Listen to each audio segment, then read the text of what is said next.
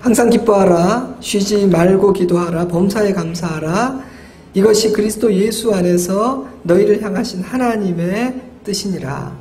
저는 이 말씀을 접할 때마다 이것은 그리스도 예수 안에서 너희를 향하신 하나님의 뜻이니라는 이 말씀이 저에게 참 크게 들리는데요. 아마도 그 이유는 저에게 있어서 하나님의 뜻이라는 것은 너무나 중요한 주제이기 때문에 그런 것 같습니다.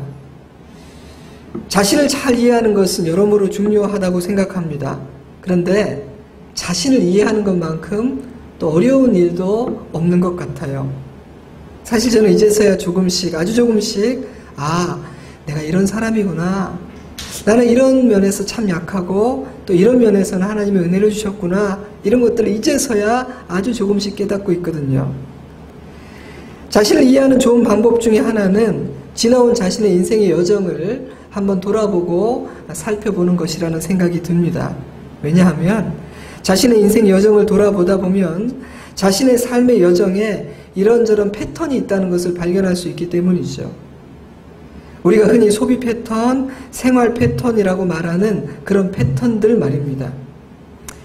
아마 우리의 삶에는 성공의 패턴도 있고 실패의 패턴도 있을 거예요. 그런 패턴들을 잘 이해하는 것이 중요한 이유는 그런 패턴들은 나도 모르게 내 안에 형성되어서 나의 삶에 긍정적으로 또 때로는 부정적으로 큰 영향을 끼치고 있기 때문입니다. 때문에 우리는요, 보통 전혀 새로운 이유로 성공하게 된다거나 예측하기 아주 어려운 전혀 새로운 이유로 실패하게 되지 않습니다. 많은 경우 우리는 우리 안에 만들어져 있는 어떤 생각과 패턴 때문에 똑같은 이유로 넘어지게 되고 또 같은 이유로 승리하게 되는 것이죠. 때문에 지나온 삶의 여정들을 묵상해보고 또 분석해보는 것은 여러모로 의미가 있다고 생각합니다. 그런 과정을 통해 자신을 잘 이해하게 되면 이해하게 될수록 무엇을 기도해야 하는지, 물론 모든 것을 기도해야 되지만 특별히 나에게 필요한 기도가 무엇인지, 또 나는 어떤 면에서 더 강한 훈련이 필요한지를 깨달을 수 있기 때문입니다. 왜냐하면 우리의 삶에는 패턴이 있고요. 우리는 우리도 모르게 그런 패턴들에 의해서 실패하고 성공하면서 살고 있거든요. 하지만 자신을 잘 이해하지 못하면 그저 많은 사람들이 하는 대로 따라하거나 엉뚱한 것을 구하는 실수를 할 수도 있는 것이죠. 마치 진단이 잘못될 때 처방이 잘못 내려지는 것처럼 말입니다. 언젠가 금요기도회 때 말씀드린 것 같은데요. 저의 지난 날들을 돌아보니 저는 소심하고 부족한 사람임에도 불구하고 하나님의 뜻임이 드러나면 그것이 어떤 길이든 순종해 왔다는 것을 발견하게 되었습니다.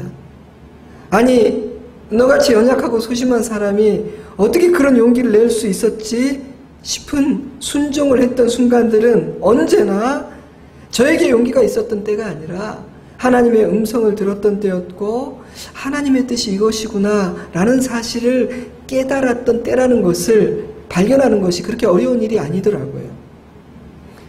저는 정말 부족하고 연약하고 실수도 많이 하는 사람인데 주님이 놓으라고 하실 때는 놓았고 주님께서 잡으라고 하실 때는 잡았었구나 라는 것을 발견하게 되었습니다. 그래서 저는요, 물론 누구에게나 그렇겠지만 특별히 저에게는 하나님의 뜻을 깨닫는 것이 참 중요하구나. 모든 사람에게 그러하겠지만 나는 하나님의 뜻을 깨닫는 것이 굉장히 중요한 사람이구나 라는 것을 결론적으로 내리게 되었습니다. 그래서 저는요, 하나님의 뜻을 굉장히 중요하게 생각합니다. 많이 부족했고 실수도 많이 했지만 적어도 하나님의 뜻을 깨닫고 돌이켜야 될 때 돌이키고 또 순종해야 될 때 순종했던 그 작은 저의 삶에 있는 모습, 어떤 패턴들이 부족한 나를 그나마 지켜왔구나 라는 사실을 깨달았기 때문이죠. 그래서 저는 항상 이런 기도를 많이 하게 되었어요. 아버지, 당신의 음성을 듣고 당신의 뜻을 깨닫기를 원합니다. 말씀하고 계심에도 불구하고 듣지 못하는 어리석은 자가 되지 않도록 저를 도와주십시오라고 기도합니다. 내 인생을 향한 하나님의 뜻, 내 가정을 향한 하나님의 뜻, 나의 목회를 향한 하나님의 뜻, 저의 삶에 개입하시고 또 말씀하신 하나님의 뜻이 저의 걸음걸음을 인도하였고 매일매일의 선택에 결정한 영향을 끼쳐왔으며 또 앞으로도 그러할 것이기 때문에 하나님의 뜻은 저에게 너무너무 중요한 주제입니다. 그래서 저는 중요하다고 생각되는 순간이 제 앞에 펼쳐질 때마다, 인생의 위기나 어려움이 닥쳐올 때마다 사람에게 많이 묻기보다는 오히려 사람과의 대화보다는 하나님 앞에 엎드려서 그 뜻을 더 구하게 되는 것 같아요. 하지만 제게만 그럴까요? 모든 하나님의 자녀들에게 하나님의 뜻을 아는 것은 굉장히 중요한 일이죠. 그런데 제가 먼저 말씀드리고 싶은 것은 우리가 하나님의 뜻에 대해 생각할 때 하나님의 뜻은 언제나 우리를 위한 선하신 뜻이고 우리에게 참으로 복된 것이라는 사실을 잊어서는 안 된다는 것입니다. 하나님은 우리를 소망의 언덕과 푸른 초장 쉴만한 물가로 인도하시는 선한 목자이시지 우리를 사망의 음침한 골짜기로 몰고 가는 악한 목자가 아니십니다. 만약 하나님의 선하심을 믿는다면 그분의 뜻도 반드시 선하다는 것을 우리는 믿을 수 있어야 합니다. 선하신 하나님에게 악이 나올 수는 없기 때문이죠.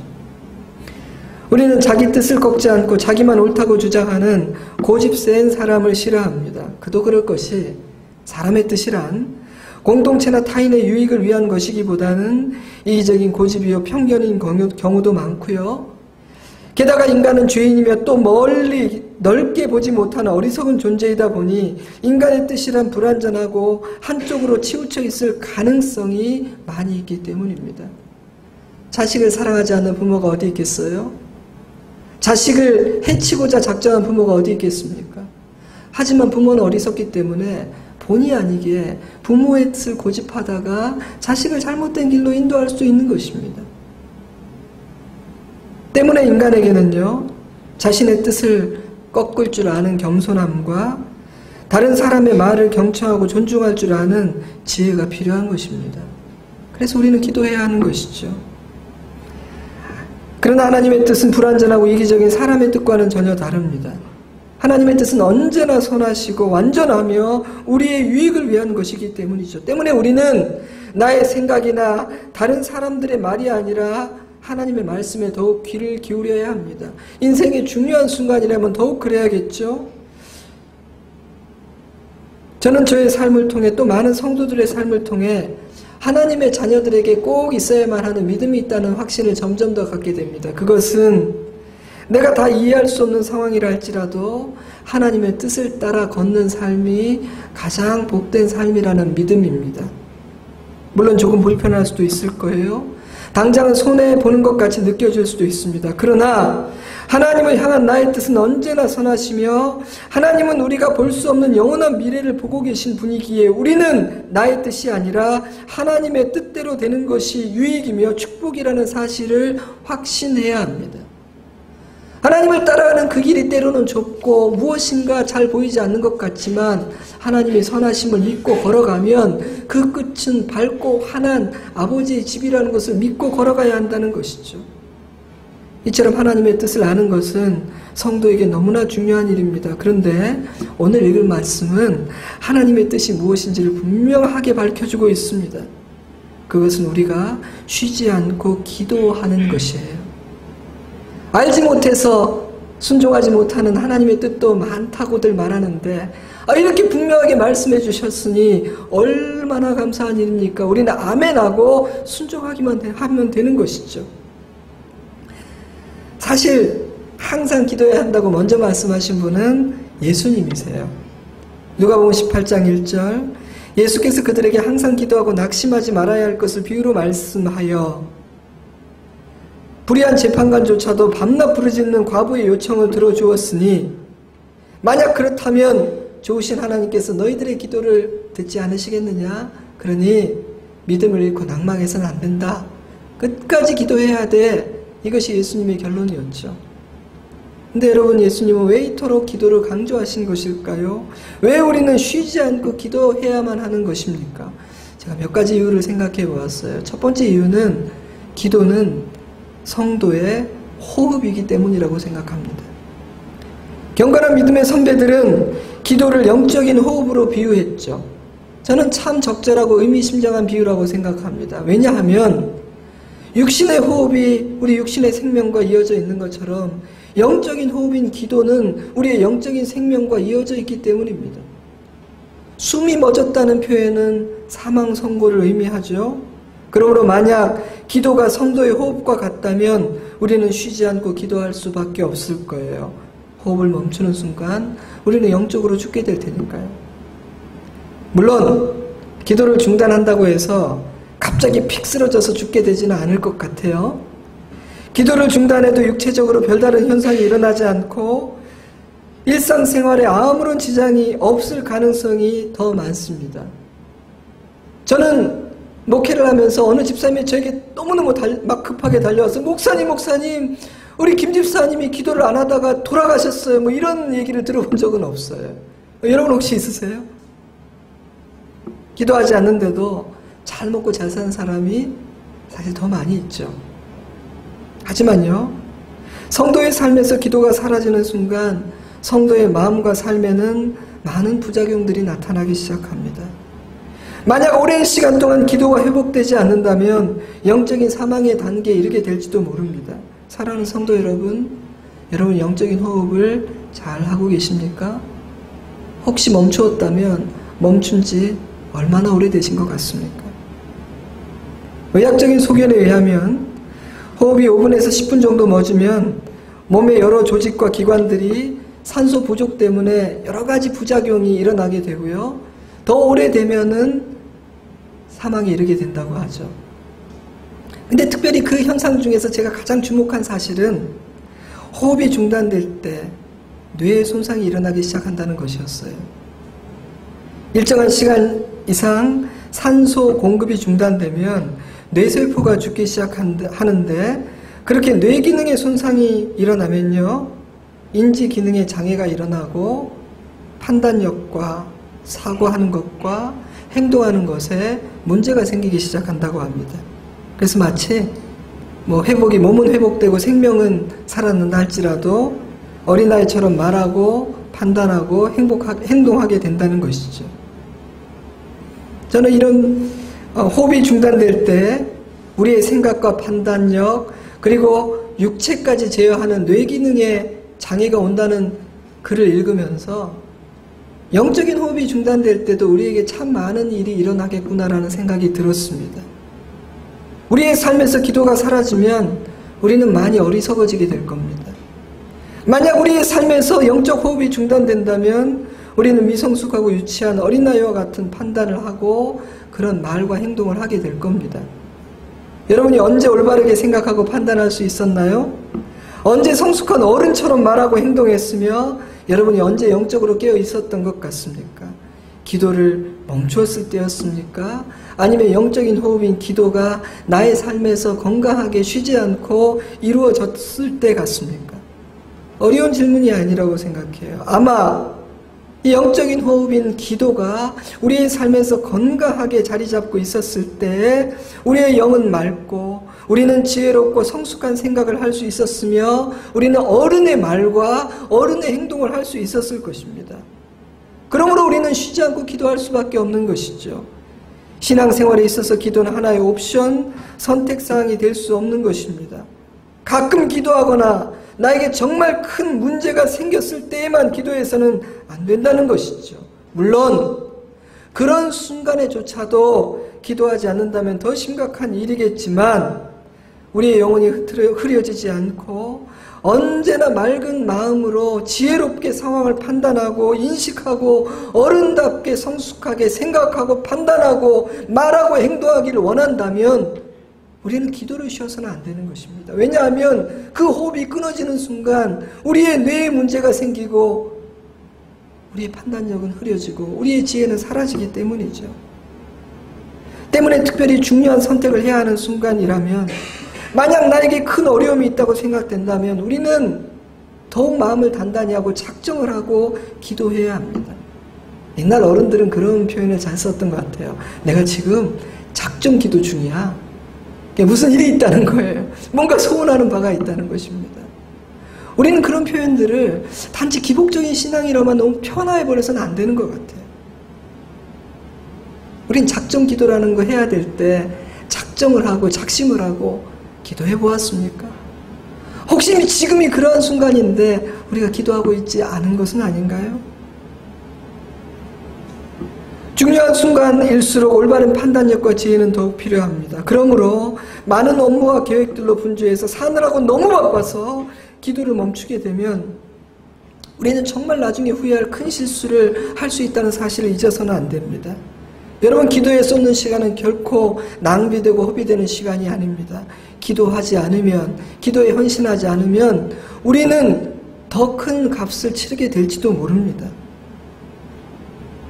오늘 이 시간 기도의 중요성과 우선순위가 새롭게 될 수 있었으면 좋겠어요. 자, 그런데 제가 글을 읽다 보니까 이 호흡에 대해서 인상적인 기능이 하나 더 있더라고요.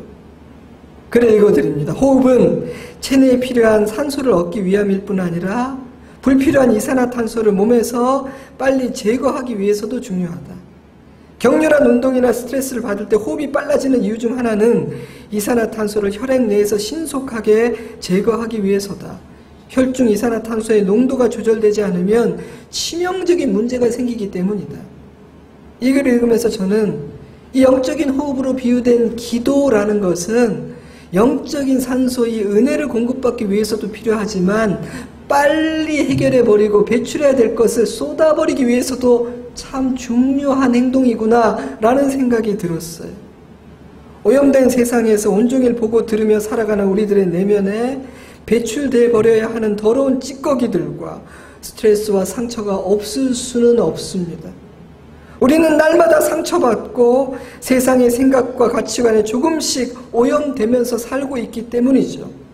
물론 놀랍게도 그런 부정적인 것들조차 하나님 안에서 우리를 성장시키는 건강한 자극제가 되기도 하지만 배출되지 않고 계속해서 쌓이기만 한다면 우리의 영은 치명상을 입게 되겠죠.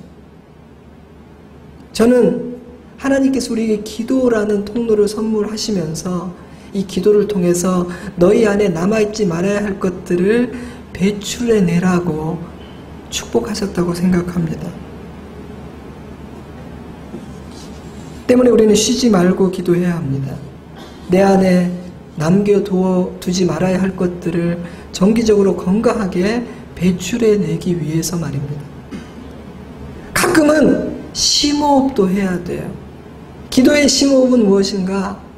그것은 일상적인 기도 이상으로 따로 시간을 내어서 좀 더 깊이 드리는 기도를 의미하는 것 같아요.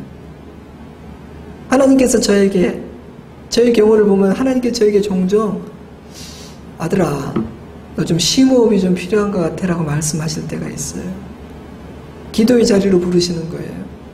그 순간은 우리가 좀 더 특별한 장소로 찾아가서 의도적으로 깊이 기도해야 되는 순간인지도 몰라요. 왜냐하면 그 순간은요, 하나님께서 우리를 새롭게 하기 원하시는 순간이기 때문입니다. 심호흡을 하지 않으면 그 상태로 내 사랑하는 아들이 딸이 저렇게 계속 있으면은 저렇게 큰일이 나겠구나 라고 느끼시는 순간이기 때문이죠.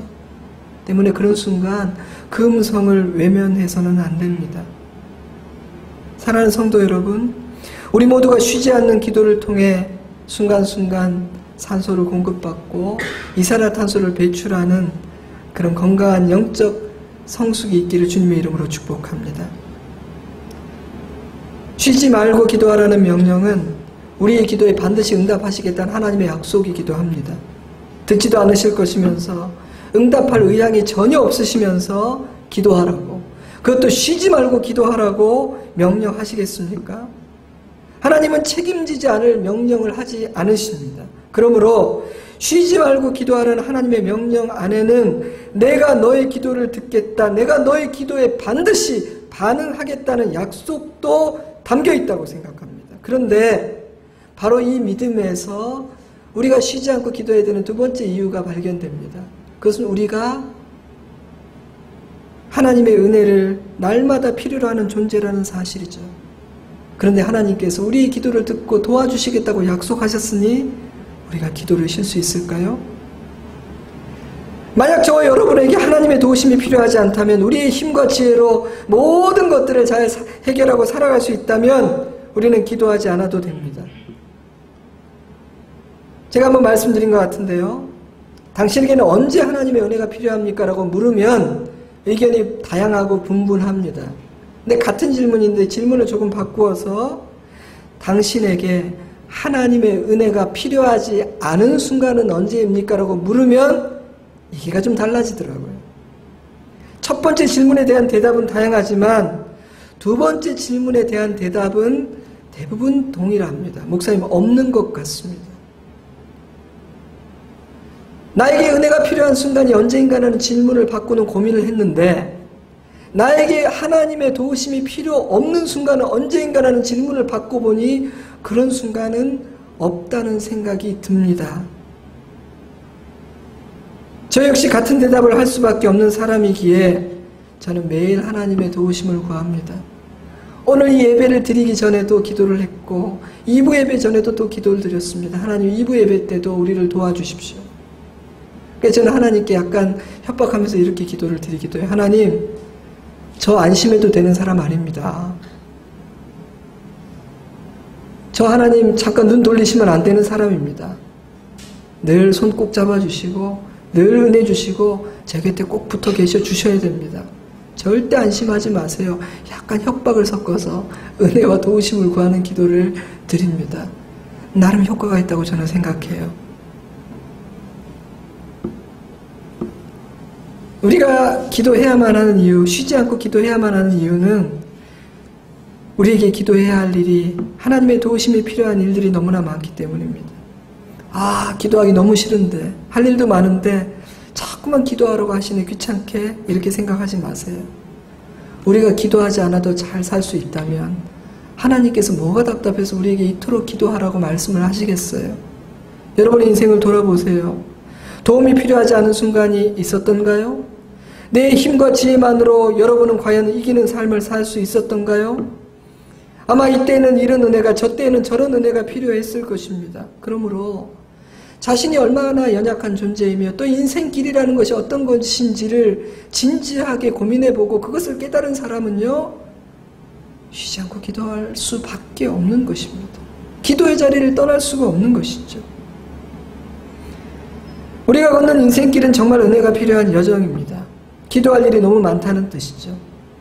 어느 장로님은 항상 기도하는 분이지만 특별히 10분을 생각해보고 답이 나오지 않으면 더 간절히 기도한다고 해요. 왜냐하면 10분을 고민해봐도, 10분을 진지하게 고민해봐도 쉽게 답이 나오지 않으면 이 문제는 내게 주신 은사와 능력으로 해결할 수 있는 일이 아니라고 판단하고 기도의 자리를 찾는다는 거예요. 근데 더 인상적이었던 것은요, 그분이 언제까지 기도하느냐. 그럼 그렇게 시작한 기도를 언제 여기까지 이제 이 기도는 그만해도 되겠구나를 어떻게 판단하느냐. 여러분 궁금하지 않으세요? 우리도 그게 판단이 안 될 때가 많이, 언제까지 기도해야 되는 거지? 근데 이분은 언제까지 기도한다고 말했냐 하면 산과 같이 보이는 문제가 평지같이 만만해 보일 때까지 기도한대. 너무너무 두려웠던 그 문제가 기도하는 가운데 나에게 평안함으로 느껴지는 그때까지 기도한다. 좀 관점이 다르죠? 응답될 때까지 기도하는 거하고 좀 다른 것 같아요. 산과 같은 문제가 평지처럼 만만해 보일 때까지, 너무너무 두렵던 그 문제가 이제 나에게 두려움으로 느껴지지 않을 때까지 쉬지 않고 기도를 하신답니다.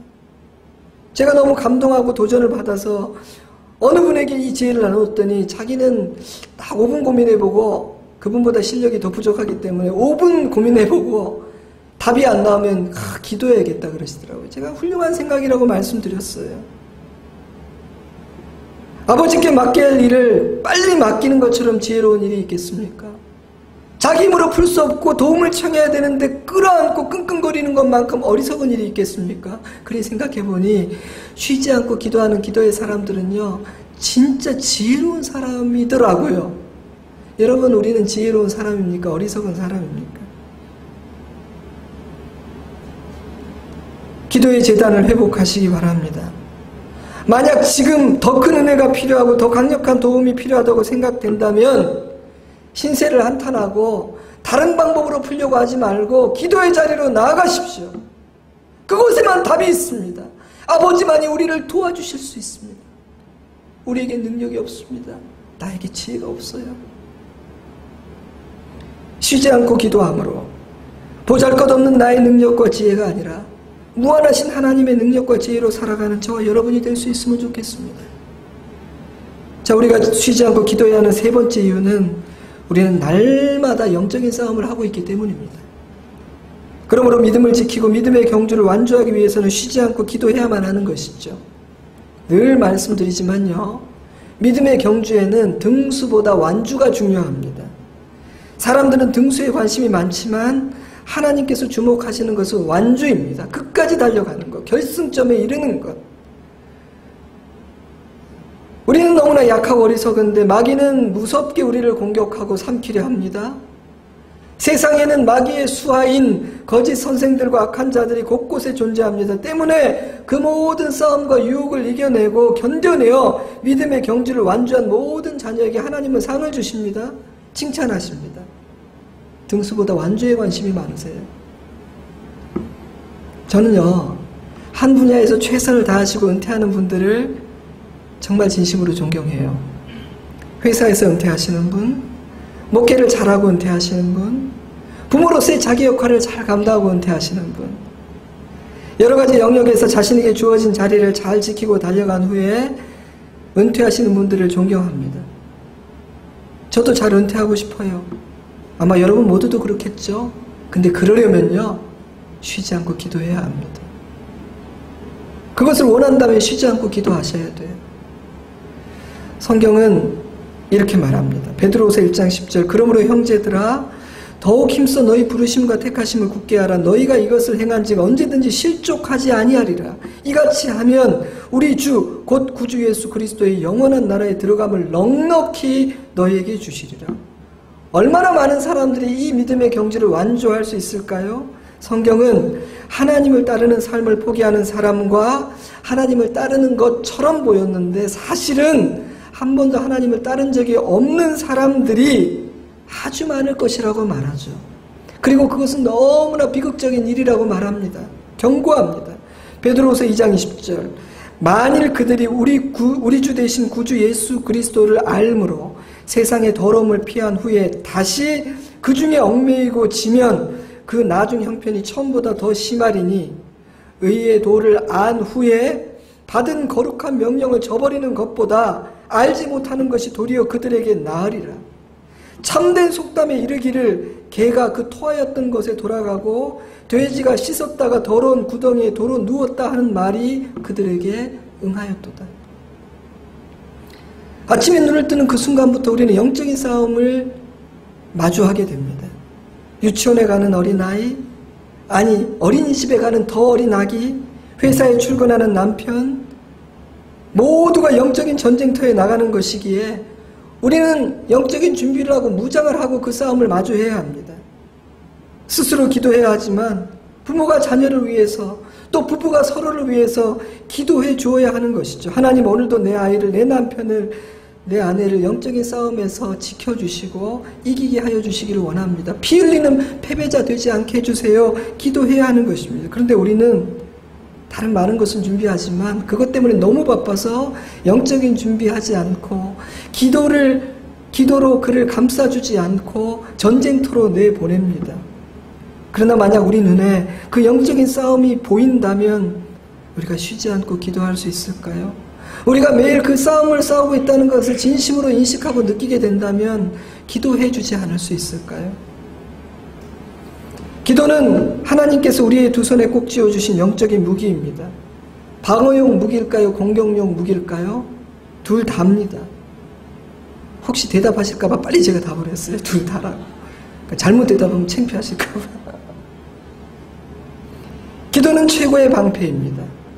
사단의 불화살과 나를 해하려는 자의 계략과 악한 비방으로부터 나를 지켜주며 내 마음과 생각을 지켜주는 최고의 보호막이 기도입니다. 기도는 마귀를 대적할 수 있는 최고의 검이요 화살입니다. 수많은 기도의 사람들이 기도를 통해 마귀와 싸워 이겼습니다. 그러므로 사랑하는 성도 여러분, 영적인 싸움에서 찔리고 다치고 피 흘리지 않고 이기는 자가 되기를 원한다면, 믿음의 경주를 완주하기를 원한다면 우리의 삶에서 기도가 회복되어야 합니다. 우리는 기도의 사람이 되어야 합니다. 네 번째 이유는 기도는 쌓이기 때문입니다. 저는 종종 이 기도는 그릇에 한 방울 한 방울 물을 담아서 그 그릇을 채우는 것이라는 상상을 합니다. 우리에게 기도 제목이 있을 때면 하나님께서 우리가 기도를 통해서 채워야 되는 그릇을 하나씩 주신다고 상상합니다. 근데 우리가 그 그릇을 가득 채우게 되면 그릇이 가득 차는 순간 물이 흘러 넘치게 되는데 바로 그 순간이 기도의 응답의 순간이라고 저는 상상합니다. 그런데요, 기도 제목이 있을 때마다 하나님께서 주시는 그릇의 크기가 달라요. 그래서 어떤 그릇은 생각보다 빨리 채워집니다. 근데 어떤 그릇은 많이 기도했던 것 같은데 아무런 일도 일어나지 않는 것 같은 느낌이 들 때가 있습니다. 왜 그런지 아세요? 우리가 채워야 하는, 기도로 채워야 하는 그 그릇의 크기가 기도의 제목과 상황과 순간마다 다르기 때문이라고 저는 상상해 봅니다. 그래서 어떤 그릇은 채우는데 시간이 좀 걸리기도 하죠. 저는요, 하나님의 선하심을 믿기 때문에 그렇게 그릇을 채우는 시간 동안 우리 안에 이루고자 하시는 하나님의 선하신 뜻이 있기 때문에 그 시간의 길이를 하나님께서 결정하시는 거라고 생각해요. 어떤 거는 지나가는 말로 한 번 기도했는데 물이 흘러 넘치기도 하세요. 그래도 되니까.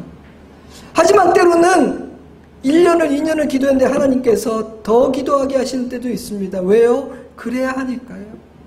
그 시간을 통해서 이루고자 하신 일이 있으니까. 여러분, 하나님은요, 우리는 기도의 응답에 대해서 관심이 있지만 하나님은 기도의 과정을 통해서 우리 안에 어떤 일을 이루시는 것을 더 중요하게 여깁니다. 그러니까 아무리 산기도를 해도 하나님이 원하시는 사람으로 우리가 빚어지지 않으면 그 기도는 응답되지 않아요. 때문에 우리는 항상 기도하고 낙심하지 말아야 하는 것입니다. 때가 참회라는 표현이 있죠. 하나님의 때가 있다는 것입니다. 저는 기도의 분량이 채워지는 그 순간 하나님의 역사를 보게 된다고 믿습니다. 여리고 성싸움의 승리는 이미 정해진 것이었지만 이스라엘 백성들은 하나님의 약속을 믿고 의지하며 7일 동안 13바퀴를 돌아야 했어요. 믿음의 순종이 다 채워졌던 그 순간, 마지막 바퀴가 끝나는 그 순간 여리고성은 무너지는 것입니다. 저는 기도도 그런 것이라고 생각해요. 그러므로 왜 쉬지 말고 기도해야 하는가? 기도는 쌓이기 때문입니다. 오늘 아무런 일도 일어나지 않고 있으니 오늘 드린 기도는 의미 없는 헛수고일까요? 그렇지 않습니다. 오늘 드린 기도는 하나님의 나라에 쌓여 있습니다. 그러므로 쉬지 않고 기도하는 사람은 다른 사람보다 한 발 더 하나님의 약속의 성취의 날을 향해 걸어가고 있는 사람이 분명합니다. 어쩌면 내일이 그 그릇이 차서 흘러넘치는 날일지도 모릅니다. 그러므로 항상 기도하고 낙심하지 말아야 합니다. 우리의 기도는 오늘도 쌓이고 있기 때문입니다. 우리가 쉬지 않고 기도해야 하는 5번째 이유는 우리의 기도를 요청하는 일이 너무너무 많기 때문입니다. 이 나라에 얼마나 많은 기도 제목들이 있습니까? 정치, 경제, 사회, 교육, 종교, 어린아이, 청소년, 젊은이, 장년, 그리고 어르신들, 각계각층 그리고 모든 세대에 얼마나 많은 기도 제목이 있습니까? 많은 사람들이 애쓰고 있긴 하지만 과연 그러한 난제들이 몇몇 사람의 지혜와 능력으로 풀어낼 수 있는 문제일까요? 인간이 내놓은 지혜라는 것에 혹시 부작용이 있지는 않을까요? 그러니 우리가 어떻게 하나님의 지혜를 구하며 기도하지 않을 수 있겠습니까? 게다가 우리 주변에도 우리 기도에 도움을 필요로 하는 지체들이 많이 있습니다. 지난 주 중에도 어느 성도의 가정의 기도 제목을 듣고 기도하고 있습니다. 하나님의 뜻이 무엇인지 어떻게 인도하실지 모르겠지만 강한 자와 약한 자 사이에 도울 수 있는 분은 오직 하나님 한 분이심을 믿고 기도합니다. 만약 우리가 이웃과 지체들의 삶에 관심이 있다면 우리는 기도하지 않을 수 없을 거예요. 왜냐하면 기도는 우리가 줄 수 있는 최고의 도움이니까. 사실 저는 한 나라가 이렇게 굴러가는 게 굉장히 신기한 사람이에요. 어떻게 이 나라가 굴러가지? 안 망하고 딱 스탑되지 않고. 여러분 궁금해 보신 적이 없어요? 아마 우리나라가 지금까지 망하지 않고 유지되고 굴러가는 비밀이 무엇인지, 어떻게 돌아가고 있는 것인지를 100% 완전히 이해하는 사람은 아무도 없을 거예요. 근데 신기하게도 그 누구도 이 나라가 이렇게 돌아가는 이유를 알지 못하는데 이 나라는 돌아가고 있습니다. 한 개인의 인생도 마찬가지인 것 같아요. 저는 제가 어떻게 오늘까지 이렇게 살아올 수 있었는지를 도저히 설명하지를 못하겠어요. 제 인생에 수많은 위기가 있었는데 어떻게 거기서 깨지고 부서지고 망가지지 않고 이렇게 생존해 있는지, 제가 어떻게 이 자리에 오늘 서 있는지 저는 설명하지를 못하겠어요. 다만 그냥 제가 이렇게 안 죽었다, 깨지지 않았다는 사실만을 알 뿐입니다. 제가 이렇게 말씀드리면 어떤 분은 목사님, 개인은 몰라도 조직이나 국가는 그 시스템으로 돌아가는 겁니다, 이렇게 말씀하실지도 모르겠어요. 물론 맞는 말이죠. 하지만 그것은 한 부분이요 전부는 아니라고 저는 확신합니다. 이 땅의 모든 일들 가운데 보이지 않는 분의 손이 개입하고 있는 것이죠. 우리의 삶의 이 나라와 모든 것에 그리스도인들은 그 손이 하나님의 손이라고 믿는 사람들입니다. 그러니 우리는 이 시대의 수많은 문제들 앞에서 기도하지 않을 수 없습니다. 우리는 사랑하는 자녀들을 세속적이고 위험한 세상에 날마다 내놓습니다. 학교, 학원, 직장, 안전한 곳이 아닙니다. 이 땅에 안전한 곳이 어디 있습니까? 그러니 우리가 이 시대를 위해 기도하지 않을 수 있을까요? 내 남편을 내보내고 내 아이를 내보내야 하는 그 세상을 위해서 우리가 기도하지 않을 수 있겠습니까? 근데 그래 기도해야겠다라고 생각하고 막상 기도하려고 앉아보니까 세상에 기도할 일이 너무 많은 거예요. 그래서 본의 아니게 쉬지 않고 기도하게 되는 거예요. 어쩌면 여러분은 자신의 기도를 굉장히 보잘것없게 여기실지도 모르겠어요. 하지만 사단은 연약해 보이는 보통 사람이 무릎 꿇는 것을 굉장히 두려워합니다. 연약한 자들의 기도에는 진정성과 간절함이 있거든요. 솔직히 저는 기도의 은사가 있다는 사람들, 뭘 받았다는 사람, 신비한 은사가 있다는 사람들 그다지 신뢰가 가지 않아요. 마치 하나의 직업처럼 치유기도 하고 예언기도를 하는 분들, 자리 마련해 놓고 막 그런 기도 막 하는 분들, 물론 하나님께서 그런 분들을 통해서 역사하실 수도 있겠지만 글쎄요, 저는 별로 신뢰가 가지 않아요. 저는 그런 분들의 기도보다 진정성을 가지고 간절함을 가진 작은 한 사람의 기도가 정말 힘이 있다고 믿고 있습니다. 그래서 저는 아주 유명한 분, 이름을 대면 알만한 분이 저를 위해서 한번 기도해 주는 것보다 우리 성도들이 목사님 요즘 건강 어떠세요? 내가 목사님 위해서 기도하고 있어요 라는 말을 들을 때 막 감동하고 굉장히 든든해요. 여러분의 기도는 너무나 중요합니다.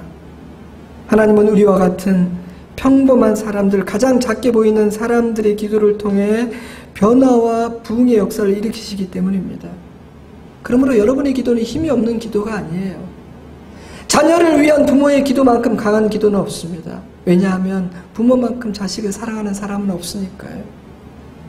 교회를 위한 성도의 기도만큼 강한 기도는 없습니다. 나의 교회를 아끼는 사람은 그 교회의 성도들이니까요. 내 나라를 위한 백성들의 기도만큼 강력한 기도가 없습니다. 그 나라의 백성들은 그 나라를 사랑하니까요. 하나님께서는 그런 기도를 통해 일하셨고 앞으로도 일하실 것입니다. 그러니 여러분, 우리의 기도를 요청하는 수많은 일들을 기억하고 그것을 가지고 기도를 시작해 보세요. 말씀을 맺겠습니다.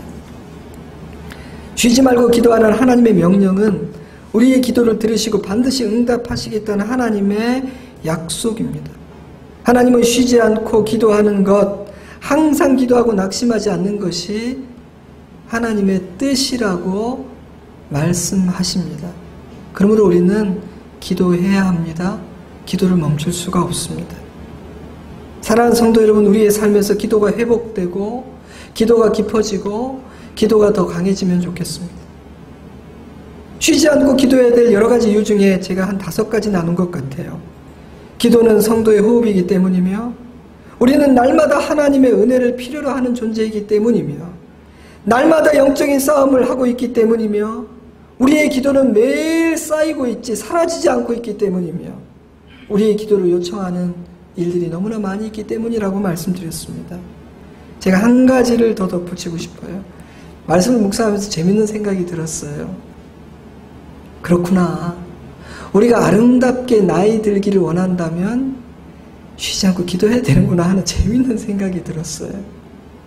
저는 노년의 아름다움은요, 노년의 아름다움에는 이 젊음의 아름다움에는 없는 깊이와 기품이 있다고 믿는 사람이거든요.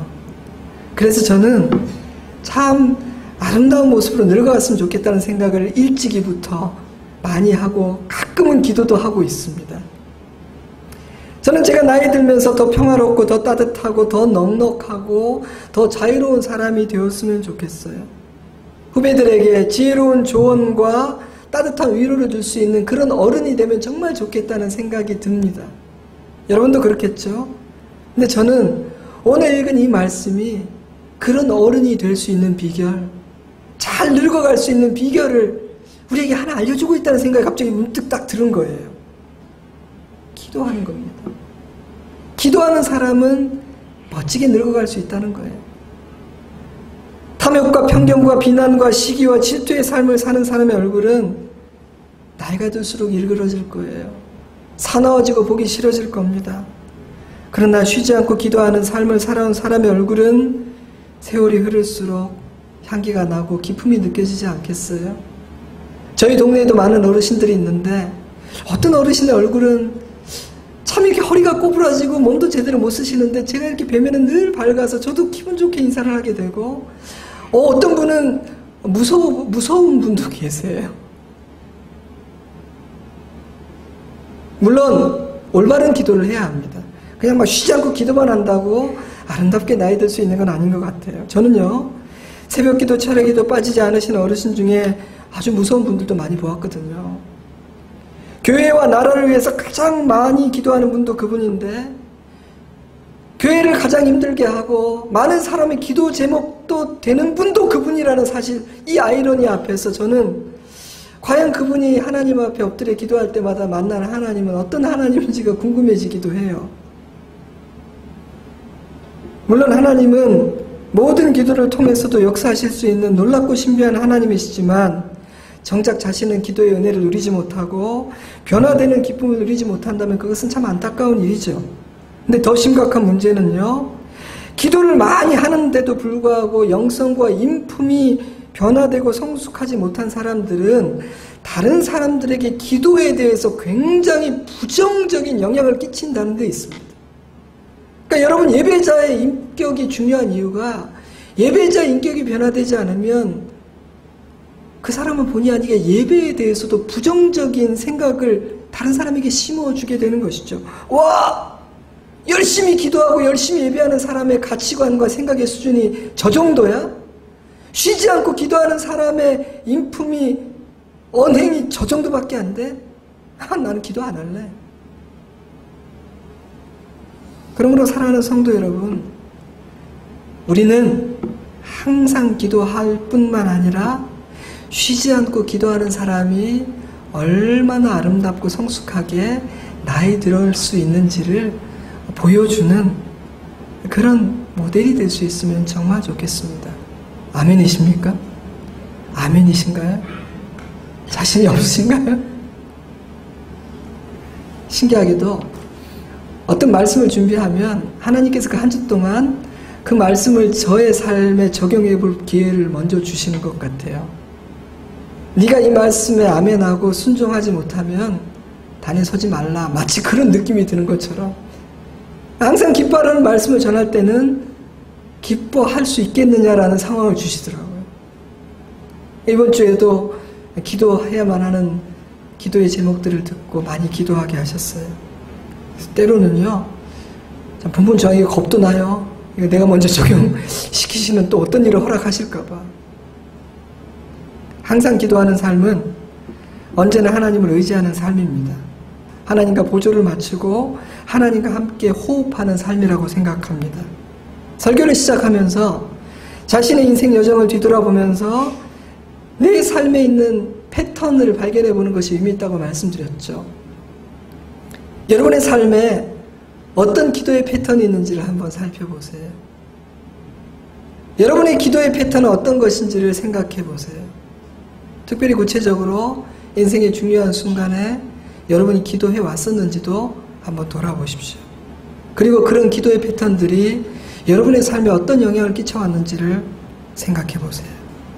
어쩜 우리의 삶에 있어야 할 건강한 기도의 패턴이 없기 때문에 하나님께서 충분히 풀어줄 수 있는 매듭인데 여전히 풀리지 않고 꼬여있는 몇몇 가지 매듭들이 남아있을지도 모르겠다는 생각이 듭니다. 쉬지 말고 기도하라는 말씀은 우리가 너무나 잘 알고 있는 말씀이죠. 하지만 저는 오늘 이 말씀이 우리 모두에게 이전과는 조금 다른 의미로 새롭게 다가왔으면 좋겠습니다. 그리고 항상 기도하는 사람이 되고 싶다는 강렬한 소원과 그렇다면 내가 어떻게 새롭게 기도의 자리를, 기도의 삶을 회복해 볼 것인가 하는 구체적인 계획과 결단이 우리 안에 있기를 주님의 이름으로 축복합니다. 기도하겠습니다. 오늘 주신 말씀을 가지고 바로 실습할 수 있겠네요. 기도해 봅시다. 하나님, 이런 이유 때문에 기도해야 하는 것이거든요. 특별히 저는 이 말씀이 와닿네요. 주님, 제가 기도하게 해주세요. 기도가 너무 오랫동안 멈추어져 있었습니다. 기도를 회복하게 해주십시오. 왜 나는 하나님의 도우심을 구하지 않고 내 힘으로 해결해 왔을까요? 하나님의 뜻을 구하지 않았을까요? 주님의 뜻을 알기를 원합니다. 기도를 회복시켜 주세요.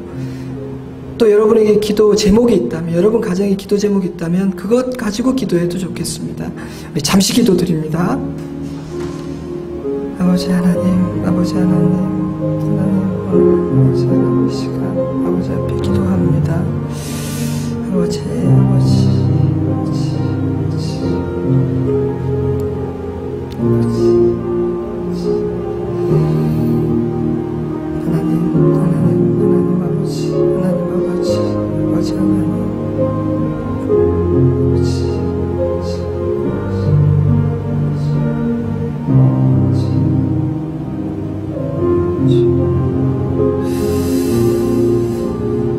좋으신 하나님, 우리에게 기도를 허락해 주심을 감사드립니다.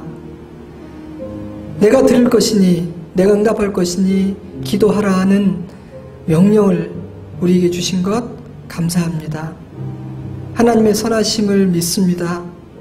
하나님의 뜻대로 이루어지는 것이 우리의 복인 줄로 믿습니다. 우리로 기도하게 하여 주시옵소서. 지금 우리를 만약 기도의 자리로 부르고 계신다면 오늘 이 아침 우리가 그 음성을 듣고 모든 것들 뒤로 물리고 기도하는 일에 헌신할 수 있도록 도와주시고 아버지께서 역사하시는 놀라운 그 기적의 역사를 보고 찬양하는 은혜의 날을 속히 허락하여 주시옵소서. 우리는 참 많이 기도하지 못했고 또 하나님의 뜻을 구하지 못했던 것을 고백합니다. 세상의 방법과 그 풍조를 따라 열심히 걸어갔던 것을 고백합니다. 오늘 이 시간 잠시 멈추어서서 아버지의 손을 잡습니다. 은혜를 구합니다. 지혜를 구합니다. 우리를 가르쳐 주시고 지도해 주시옵소서. 예수님 이름으로 기도드리옵나이다. 지금은 우리 구주 예수 그리스도의 은혜와 하나님 우리 아버지의 깊고 넓은 사랑과 성령 하나님의 능력과 은혜의 역사하심이 우리로 기도할 수 있도록 기도의 길을 열어주신 하나님께 감사하는 마음으로 아버지의 응답의 약속과 아버지의 신실하심과 선하심을 믿으며 쉬지 않고 기도하기를 소원하고 다짐하며 돌아가는 사랑하는 주의 백성들과 그 가정 위에 우리 좋은 씨앗교회와 열방의 교회들 위에 그리고 이 나라 이 민족 위에 이제로부터 영원토록 함께 하시옵기를 간절히 축원하옵나이다. 아멘.